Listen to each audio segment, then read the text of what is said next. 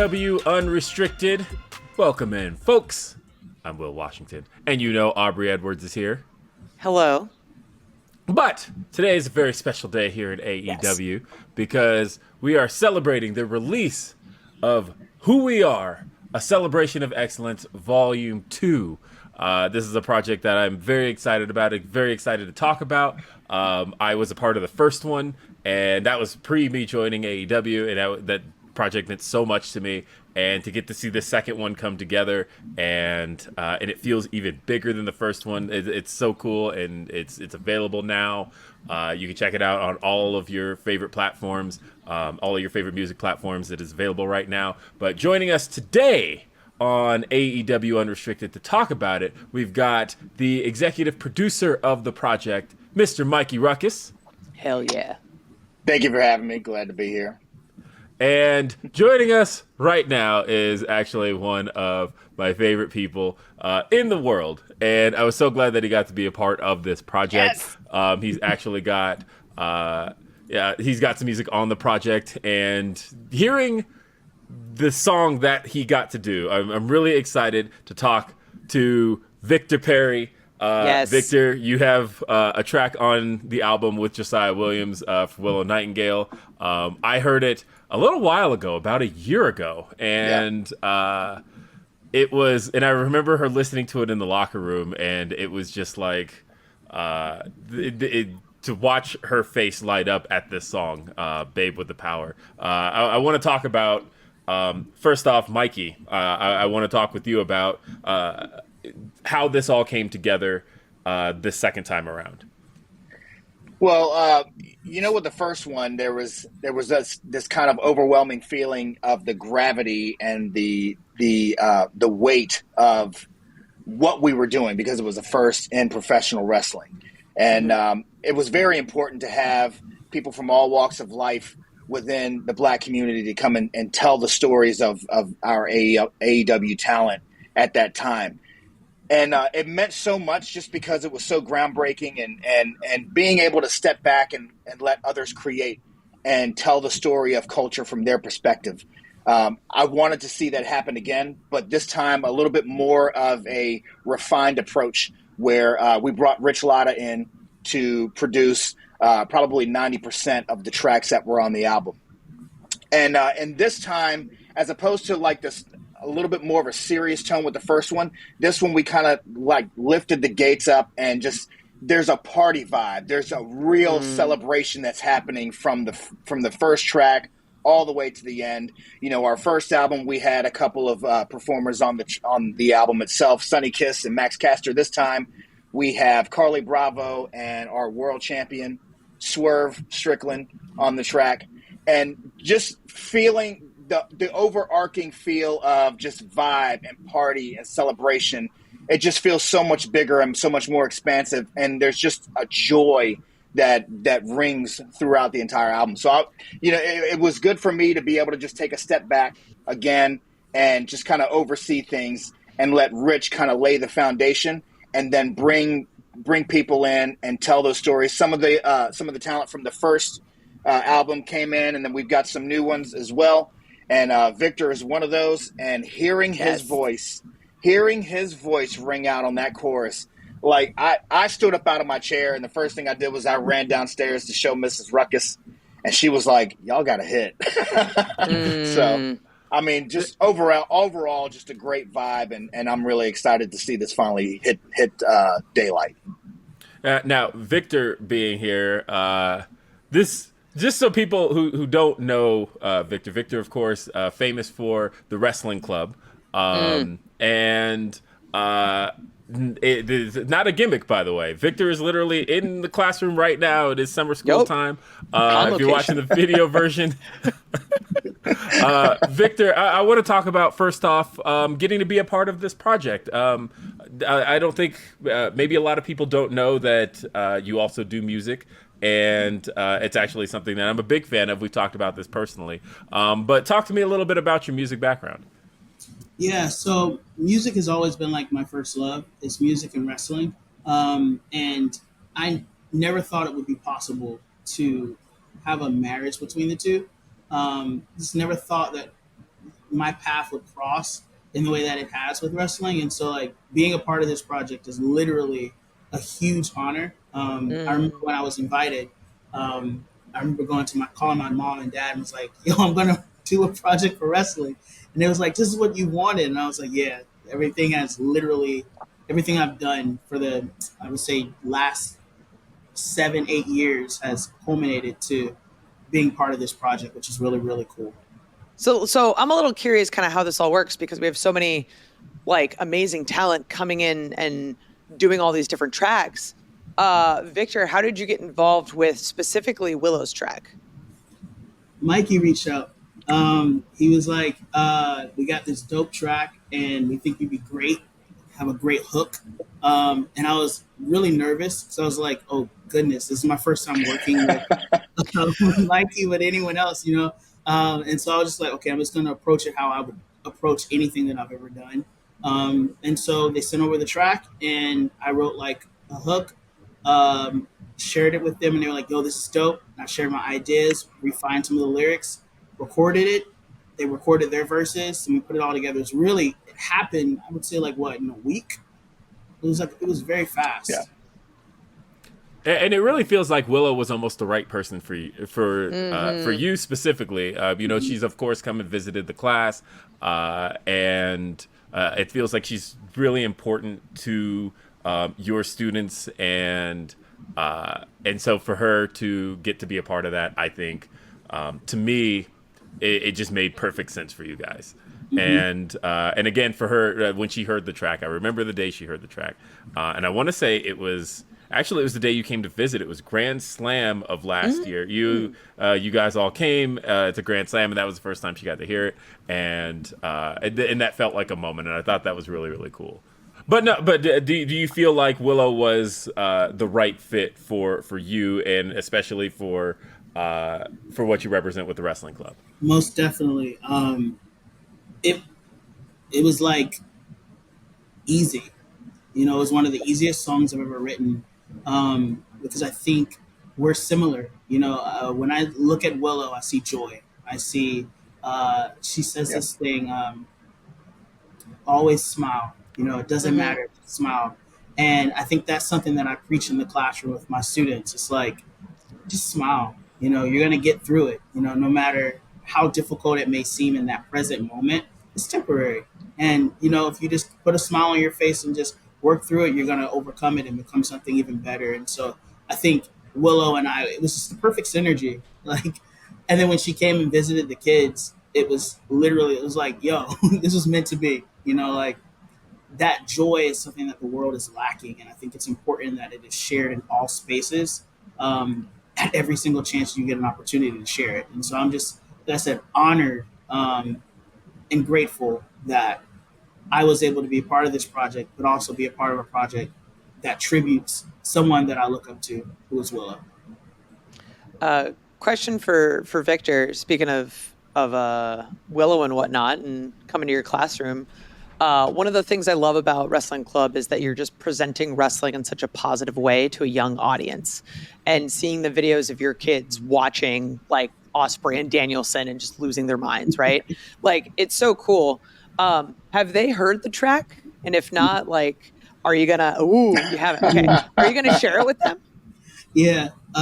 One thing I've learned and one thing I've been really good at over the years is keeping a secret. And so I have not. It's all about wrestling. You got to keep the secrets, man. Yeah.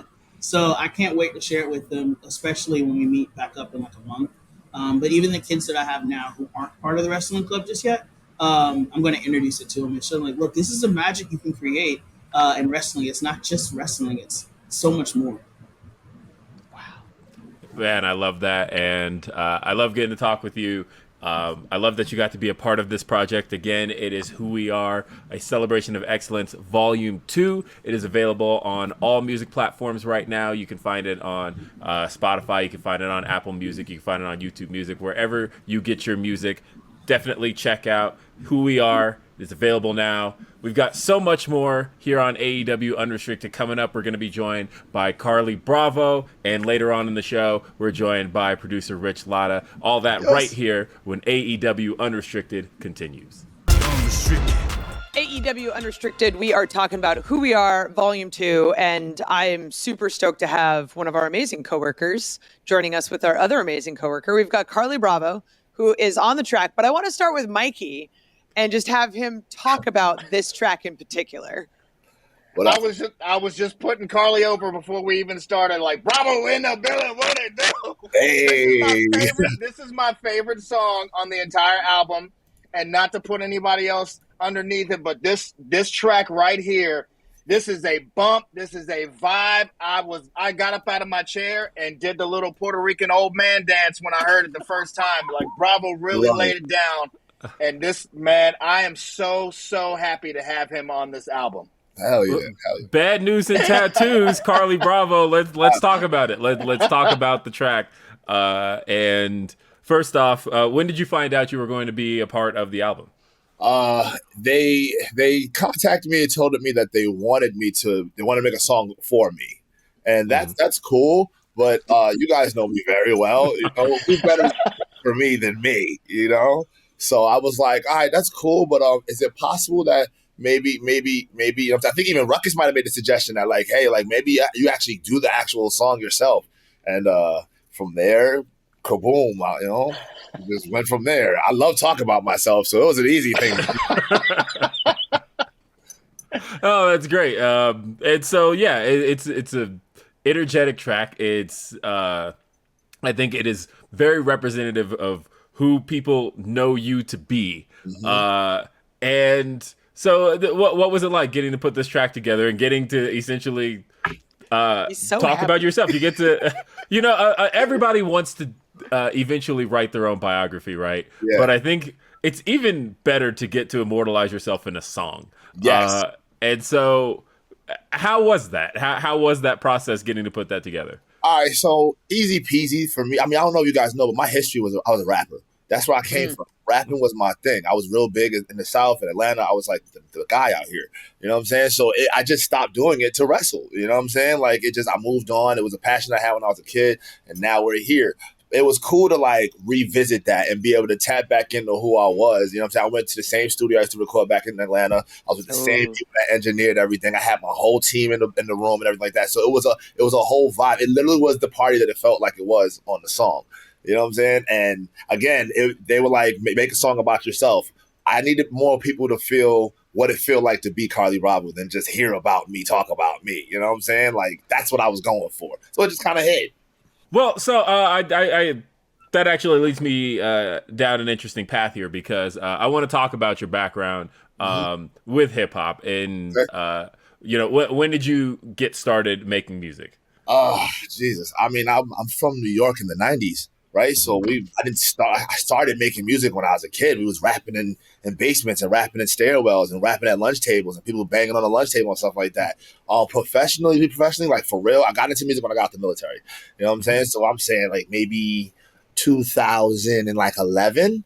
You know, I was like, I got out the military and I didn't know what else to do. I was an infantry Marine. You know, I needed to figure out something to keep my time going, and what better way to do that than to do something you're passionate about. So I started rapping, and I found out I was really, really good at it. You know, and I used that to open the doors that I would further walk through going forward. You know what I'm saying? That's how I got found to do this, through rapping and going around, you know what I'm saying, to even start getting to wrestling. So it was interesting. It was real cool. You know what I'm saying? It was, I mean, shoot, I've been rapping forever. So, Mikey, question for you, because I know that we had a couple talent on the first volume of the album kind of participate. In this one, we've got Carlie, we've got Swerve. So how important was it for you to get talent involved from, like, on the microphone perspective for this album? Yeah, for me, authenticity is always first and foremost. And having AEW talent that can actually put their descriptive words into the music themselves, it just gives it that much more authenticity to it. I always live by the standard of never trying to shoehorn anyone into anything. You know, we get approached all the time about different ideas and people wanting to do certain things. And for me, it's always tone, cadence, delivery, and vibe, you know, and from the overall producer, Rich Latta, to the other artists that came in, to the actual talent that we have that's performing on the track, having all of these pieces come together and not shoehorning them in, but letting them find their pocket was very important to me, because overall it's about authenticity and it's about the expression of the culture itself. So I am super excited to have Carlie on it. I'm super excited to have Swerve on it. And it just makes the overall project just that much more important and that much more meaningful and personal. Well, Carlie, one more thing I wanted to talk about is the fact that so last week we were joined by Trish Adora here on the show. Okay. Okay. And of course she was very much putting you over. She was putting over Sean. She was putting over just the fact that the camaraderie between you three is so authentic. And I want to kind of follow up on that a little bit, because for our viewers and listeners who don't quite know the true relationship between how much you guys support each other and how much that relationship means to you guys. I kind of want to hear that from your perspective, because again, she got to talk about it a lot and how much you guys really big her up. Literally last week on Collision, we had a graphic for a matchup between Trish Adora and Tony Storm.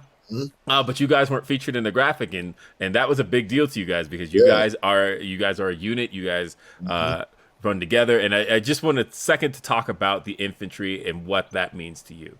Well, I appreciate that.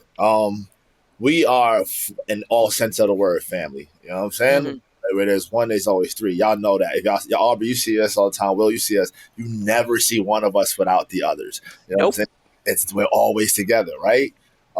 That's important, and you need that not only in this industry but in life.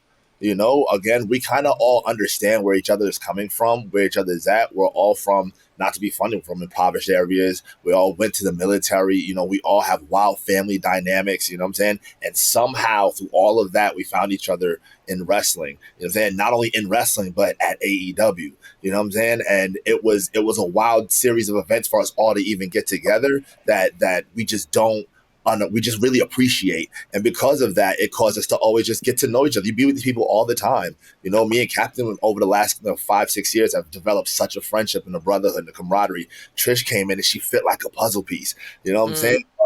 And it's important, like that what you see is what you get with us.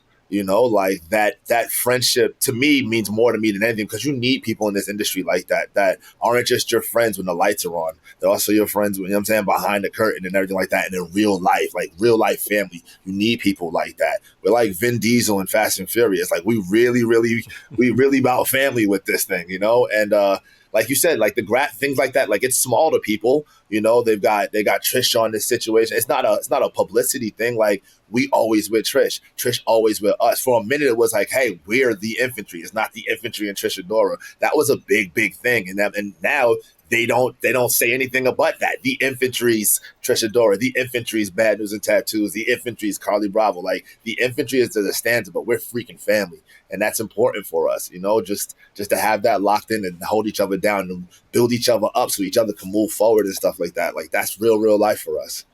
Awesome. This was just so good. Oh my God. I love it. I love it so much. I can't wait to hear the track, especially after the way that Mikey put it over. I'm so stoked. Hey, oh man, my God. Your song. I promise you it's going to be your favorite song. I believe it. I mean, like, you're not wrong. I don't think there's ever been a point where you've been wrong. This is awesome. We've been talking to Mikey Rukus and Carlie Bravo here on AEW Unrestricted. And coming up, we have producer Rich Latta. Welcome back to AEW Unrestricted. It's Will and Aubrey, and we're talking Who We Are, a Celebration of Excellence, Volume 2. Mikey Rukus has been here all show, but as mentioned earlier, we are joined by a man who served as producer on this album, a man who I've become very familiar with and great friends with over the last few years. Our first, I think it was Revolution. No. It was Double or Nothing 2021, right? Yeah, Double or Nothing 2021. Yeah. But it is Rich Latta. Rich, thanks for being here. Oh, man. Pleasure to be here. Longtime listener of the show. Very happy to talk about a project that I put a lot of myself into, not only the first volume, or the second volume, but the first one as well. That's right. And with the first one, I recall there being that one you really got to learn a lot, and I recall, I remember the variations on the Jade Cargill track, things like that, and things that had to change, but you really got to dive into kind of new experiences and new genres. Yeah, that part was pretty cool because I kind of came in kind of at the last minute. I think on the last one, like I don't think I was on the original list. It was a big shout out to Montezi. He's like, "Yo, can I get my boy Rich, to produce something?" So I just made a couple tracks and sent them in. And there was one of them I just sent a verse on, like the Nyla song. So I was like, the worst thing they can do is say, "Hey, man, we're not going to use it, but I might as well just, send it over." So, and I think a big thing that helped, open Mikey's eyes, at least, to look to me in the future was some of the beat breakdown videos I did for some of the Jade song, the remade reggae version with Anthony King and Montezi and Reg and.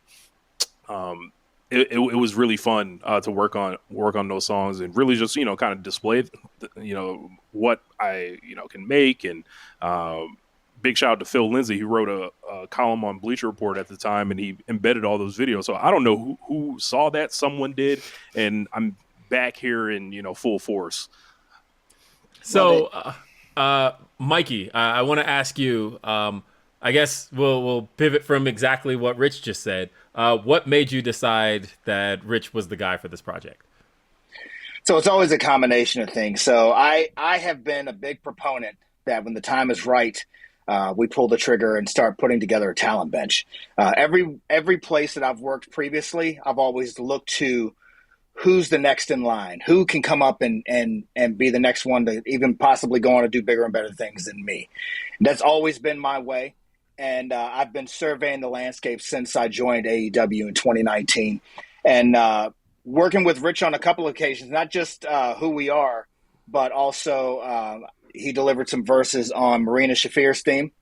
And on top of talent, there's just a vibe. There's a vibe and there's a great attitude. There's a great the vibe of being teachable. Is one of the things that I always look at. And Rich carries all of those qualities. And Rich, I'm going to put you over for a little bit. All right. You good with that? Get out the way. Rich is extremely versatile. And, we get people that we encounter all the time in this business that says, "I'm the guy for this. I'm the guy for that. I can do this. I can do that." And 99% of the time when they get the light cast on them to do what you need them to do, a lot of times it doesn't exactly happen the way they've talked themselves up. Rich was extremely humble, and he didn't overtly put himself out there. Just being able to work with him and get the vibe that this guy's going places. That's kind of the vibe that I got. And I'm looking at a couple of other people as well, but Rich really stood out to me for this project.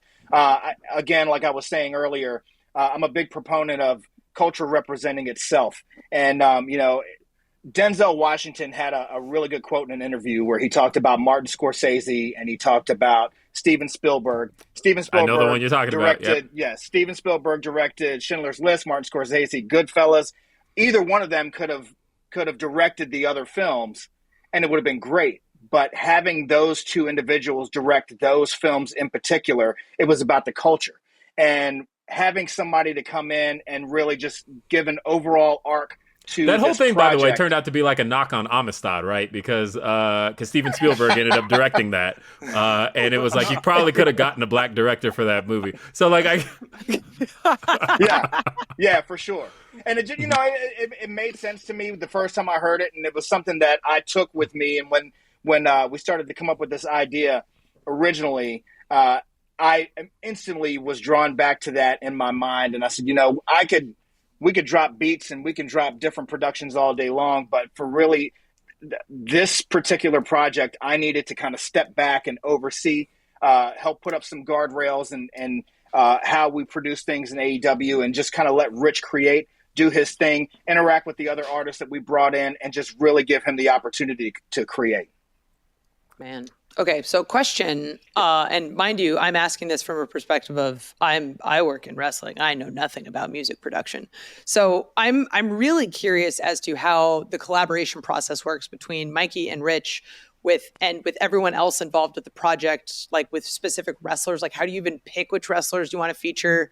How do you give people different sorts of reign? Like, we've got the track with Carlie and Swerve that are just, them highlighting their skills, and then we've got other tracks with other people. How does this whole process work from a collaboration standpoint?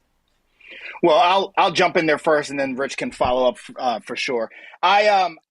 There are certain I had mentioned it before. There's certain tone, cadence, and delivery that you feel kind of matches up with talent, and a lot of times that's what happens when we create our entrance themes. You want to make sure that the right people are in the right spot for the job, and so I had a basic idea of who I wanted to be where, but then again, I just kind of let Rich come in and do his thing. If he had people that he thought would work in separate things, so it was kind of like the same vibe, just allowing him to do the same thing. And I was only there if there needed to be some adjustments, or if there needed to be something like redone, or hey, can we mix this a little bit differently? But I let him kind of do his thing. He was the cook in the kitchen, and I was just expediting the orders. So I guess that's the best way to put it. Yeah, like for me, how I kind of looked at it, like we had like a list of the talent that were going to be involved in a project. So I had worked on a lot of instrumentals for it, and I was like, all right, who do I see?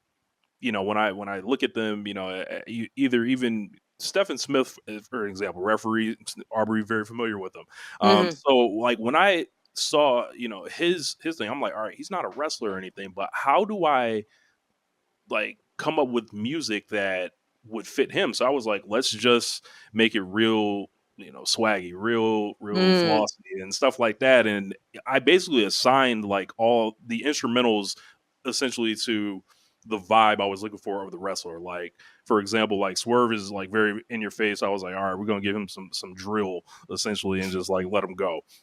Carlie Bravo, high energy. So I was like, yeah, I think that would be good for him.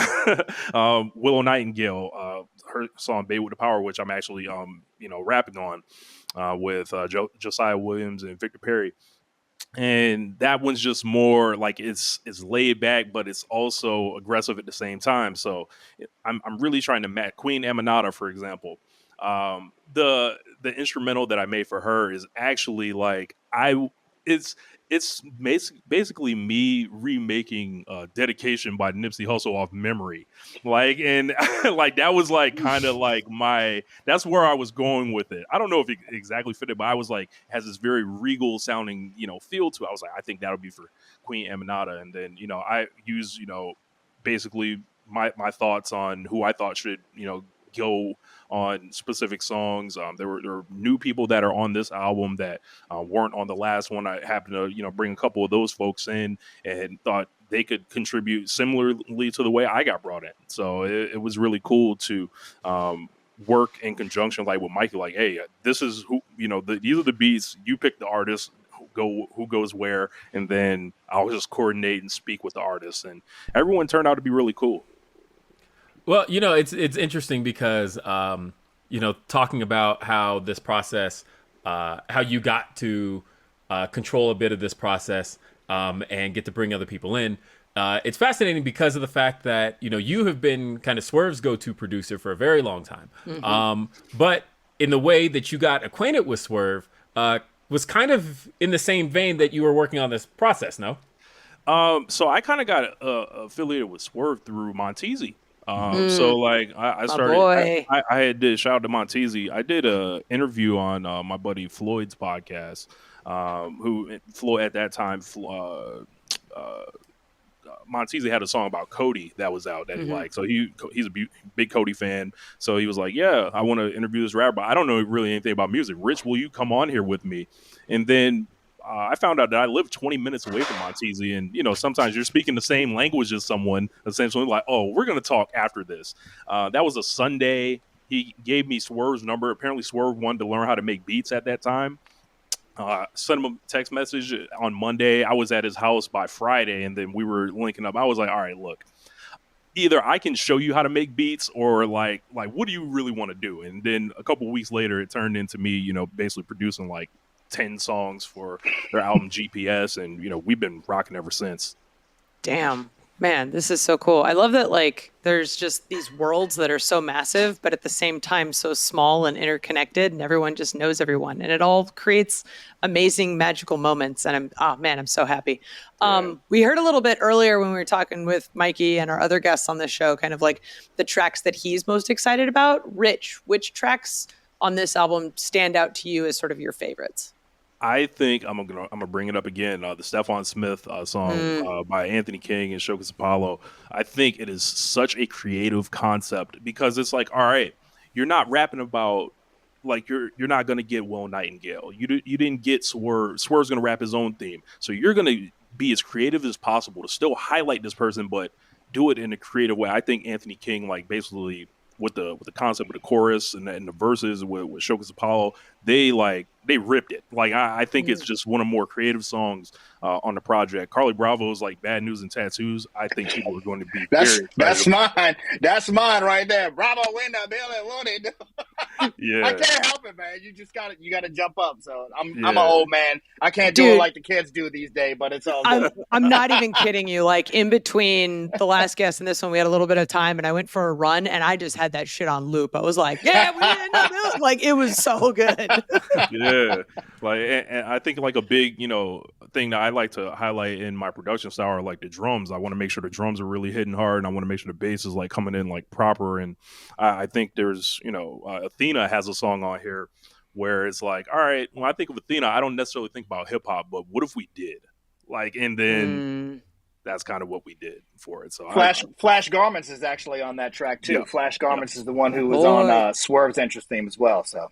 Yeah, Garments. I love it. I love that we get to see the synergy between our talent as well. So that's also really cool. And I've just been really excited about this album as a whole. I think that the first one was such an ambitious project, and again, getting to be a part of the first one and being a part of that process. And I remember how nerve-wracking it was, just getting everything together. I remember, Mikey, I sent you the instrumental for Red Velvet's theme at like 2:00 in the morning, because I had literally been up all night just like, is this right? Is it right? I don't know. And then she comes back, she's like, I love this. And it was amazing to see how much the talent really appreciated it. And that's where I was going with all this, that to see how much it spoke to the talent, how much they loved this music. And that's what I am hoping to see this next one bring about. And already just getting to talk with certain stars and hearing them, like I mentioned earlier in the show, I mentioned how, Willow, I watched her face as she heard her song for the first time. And, really? Oh, yeah. I haven't talked to her yet, so I'd be interested. I would love to see what she thinks of it. And honestly, it's always amazing when people get to hear themselves immortalized in music, and Who We Are is another opportunity to get to do that. And this has just been a really cool project, and I'm really proud of all you guys for getting to put this together this time around. This is freaking sick. It was my pleasure, like, being a part of it, like, and working with Mikey is always like amazing. Whenever like I look down and it's like Mikey Rukus AEW, I'm like, all right, let's get it. We got a couple more things coming that are in the pipeline, and hopefully we got a part 3 on this. There's a lot people that could stand for some songs to get made about them too. So, throw that out there. I'm just so freaking like excited for this album. Like, it's out today on all the streaming platforms. Please listen to it. It's incredible. There's a lot of incredible artists on it. Lots of different sounds, lots of different beats. Like, it's just a mix of culture, but also just all of the amazing AEW talent is on this album, is so represented in such a positive way. And I feel like you guys hit it out of the park with Volume 1, and there's no way that Volume 2 could be better. And then, of course, it's like, nah, you were wrong. Volume 2 totally kicks ass. This is great. Well, thank you. I appreciate it. Yeah, this is freaking great. Thank you guys for being here today. This is awesome. Download it now. Listen to the album. It's great. You can listen to this podcast on all of your favorite podcast platforms. AEW Unrestricted, available Thursday. Video is available on Mondays on our YouTube channel. Watch Dynamite Wednesdays on TBS. Rampage, TNT on Fridays. Collision, TNT on Saturdays. And then, of course, watch Ring of Honor on Thursdays on Honor Club. I am Aubrey Edwards with Will Washington. Definitely download Who We Are Volume 2. Listen to it. Oh my God, I could literally just repeat this over and over again. You will not be disappointed. Peace out.